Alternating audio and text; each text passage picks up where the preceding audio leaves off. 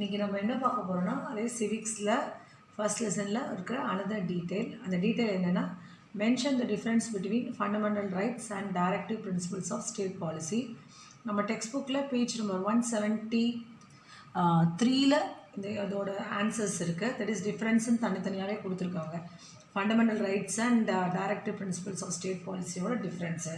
So அதுக்கு முன்னாடி fundamental ரைட்ஸ்னால் இந்த டிஃப்ரென்ஸ் தெரியறதுக்கு முன்னாடி ஃபண்டமெண்டல் ரைட்ஸ்னால் என்னென்னு தெரியணும், டைரக்டிவ் பிரின்சிபல்ஸ் ஆஃப் ஸ்டேட் பாலிசினா என்னன்னு உங்களுக்கு தெரிஞ்சால் தான் அந்த டிஃப்ரென்ஸ் வந்து உங்களுக்கு செக்ரிகேட் பண்ண முடியும். ஸோ டிஃப்ரென்ஸ் என்னன்னு புரியும். ஸோ அர்த்தம் புரிஞ்சு படிக்கலாம் நீங்கள். ஸோ ஃபண்டமெண்டல் ரைட்ஸுங்கிறது என்னென்னா, fundamental rights are set of rights that are recognise under the law of country. So இந்த ரைட்ஸ் வந்து உரிமை வந்து யாரால் அங்கீகரினா ரெகக்னைஸ்டுங்கிறது அங்கீகரிக்கப்பட்டது. ஸோ கண்ட்ரியால் அந்த அரசால் அங்கீகரிக்கப்படுறது. அப்புறம் வந்து மொத்தம் 6 ஃபண்டமெண்டல் ரைட்ஸ்லாம் இருக்குது. என்னென்ன? Right to equality. ஈக்குவாலிட்டினா என்ன? எல்லோரும் சமத்துவம், எல்லோரும் ஈக்குவல் அர்த்தம். Right to freedom. ஃப்ரீடம்னா என்ன? எல்லோரும் வந்து அவங்கவுங்களுக்கு வந்து உரிமை இருக்குது. Next right against exploitation. எக்ஸ்ப்ளாய்டேஷன்றது என்னென்னா சுரண்டல்னு சொல்லலாம். Right to freedom of religion. So நம்ம எந்த மதத்தை வேணால் ஃபாலோ பண்ணலாம்.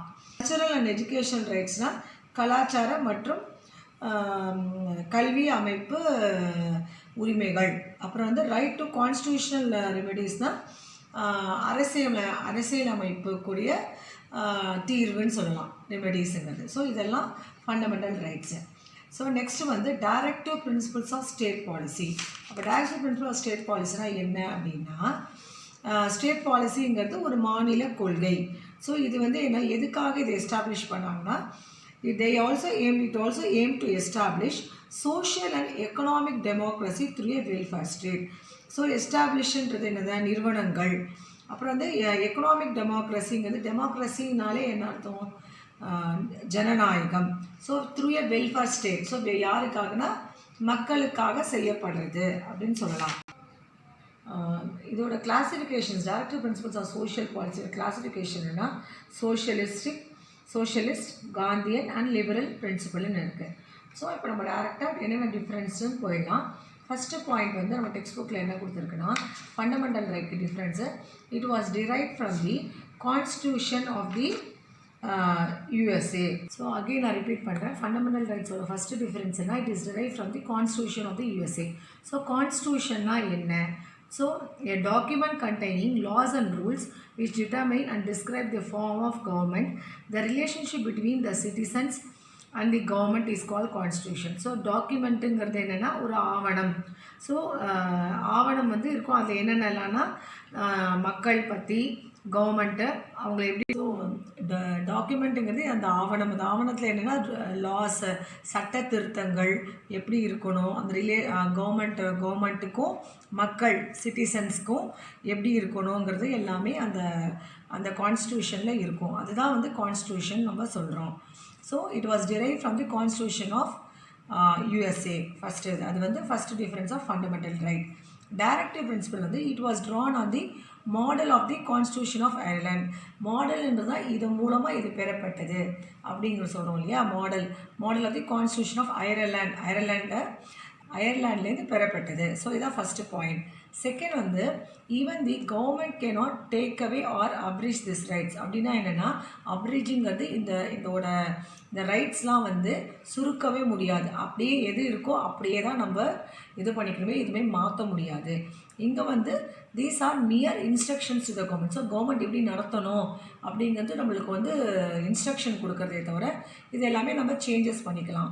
இதில் வந்து நெக்ஸ்ட் தேர்ட் பாயிண்ட் வந்துன்னா, these are enforceable by court of law. இது என்ஃபோர்ஸபிள்ன்றதுனா நீதிமன்றத்தால் செயல்படுத்தப்படுறது அப்படின்னு சொல்லலாம். ஸோ இங்கே வந்து these are not enforceable in any court. So court மூலமாக இது எதுவுமே பண்ணலை. இது principle of state policy. So enforceable by லாங்கிறது என்னென்னா, possible to make people obey or possible to make happen or to be accepted. So என்னென்னா மக்களை வந்து அதை வந்து நம்ம ஃபாலோ பண்ண வைக்கிறது, ஒபே பண்ண வைக்கிறது, இல்லாட்டி அவங்கள எஸ் சொல்ல வைக்கிறதுன்னு சொல்லலாம். ஸோ ஒபே பண்ணணும், அவங்க இது கண்டிப்பாக பண்ணி தான் ஆகணும், அவங்களுக்கு எந்த ஆப்ஷன்ஸும் கிடையாது. ஸோ ஃபோர்த்து பாயிண்ட் வந்து என்னென்னா, these have legal sanctions. Legal சாங்ஷன்னா சட்டத்துக்கு உட்பட்டது அப்படின்னு சொல்லலாம் லீகல்ன்றது. இங்கே வந்து they have moral and political sanctions. Political sanctionsன்றது என்னென்ன, அரசியல் அமைப்பு சார்ந்ததுன்னு சொல்லலாம். மாரல்ங்கிறது வந்து என்னென்னா எது ரைட்டு ராங்குன்னு சொல்கிறது. தென் வந்து political that is then one second political சாங்ஷன்ஸுன்றது வந்து என்னென்னா அரசியல் உட்பட்ட அது எல்லாமே. ஸோ அரசியலமைப்பு சார்ந்தது. ஸோ இதுதான் 4th பாயிண்ட். 5th பாயிண்ட் வந்து என்னென்னா these rights strengthen political democracy in the country. அதுக்கு முன்னாடி டெமோக்ரஸினா என்னன்னு தெரிஞ்சுக்கணும்.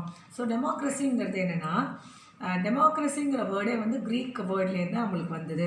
ஸோ டெமோங்கிறது என்னது, people are common people. So அது டு ரூல்னு அர்த்தம். ஸோ இட் மீன்ஸ் டெமோக்ரஸிங்கிறது என்னென்னா it means rule or government by common people. So இது வந்து என்னென்னா democracy is associated with the idea of majority rule. So இது வரைக்கும் இந்த டெமோக்ரஸிங்கிற வேர்ட் நீங்கள் சிவிக்ஸில் சின்ன வயசுலேருந்தே படிச்சிருப்பீங்க. பட் அது அர்த்தம் நீங்கள் தெரிஞ்சுக்கணும் வாட் இஸ் டெமோக்ரஸிங்கிறது. 3 டைப்ஸ் இருக்குது டெமோக்ரஸிலே, டைரக்ட், இன்டைரக்ட், ரெப்ரசன்டேட்டிவ். ஸோ இதில் வந்து நெக்ஸ்ட் வந்து என்ன கொடுத்துருக்குன்னா இதோட these rights strengthen political democracy in the country. These rights strengthen political democracy in the country. So strengthen political democracyங்கிறது என்னென்னா அரசியல் ஜனநாயகத்தை வலுப்படுத்துறது அப்படின்னு அர்த்தம். இது வந்து the implementation of these principles ensure social and economic democracy. இம்ப்ளிமெண்டேஷன்றது என்ன, நம்ம என்ன சொல்ல வரோம்னா செயல்படுத்துறது. சோஷியல் அண்ட் எக்கனாமிக்னா சமூகத்தை சார்ந்த இதுன்னு சொல்லலாம் டெமோக்ரஸிங்கிறது. நெக்ஸ்ட் வந்து last social and economic democracy means என்னென்னா சமூகம் மற்றும் பொருளாதார ஜனநாயகம். லாஸ்ட் பாயிண்ட் வந்து என்னென்னா தீஸ் ஆர் நேச்சுரல் ரைட்ஸ். நேச்சுரல்னால் என்னென்னா இயற்கை, ரைட்ஸுங்கிறது வந்து உரிமைகள். இது வந்து these leads to protect human rights. Human ரைட்ஸ்னால் என்ன, நம்ம பீப்புளோட உரிமைகளை பற்றி சொல்கிறதுன்னு அர்த்தம். ஸோ இதெல்லாம் தான் இதோட differences between fundamental rights and directive principles of state policy. So இதோட அர்த்தம் உங்களுக்கு புரிஞ்சதுன்னா நீங்கள் இது ஈஸியாக எழுதிடலாம். ஸோ இது ஒரு 5 மார்க் கொஸ்டின். ஸோ இதில் எல்லா பாயிண்ட்ஸுமே நீங்கள் எழுதினா தான் உங்களுக்கு 5 மார்க்ஸ் அப்படியே ஃபுல்லாக கிடச்சிரும்.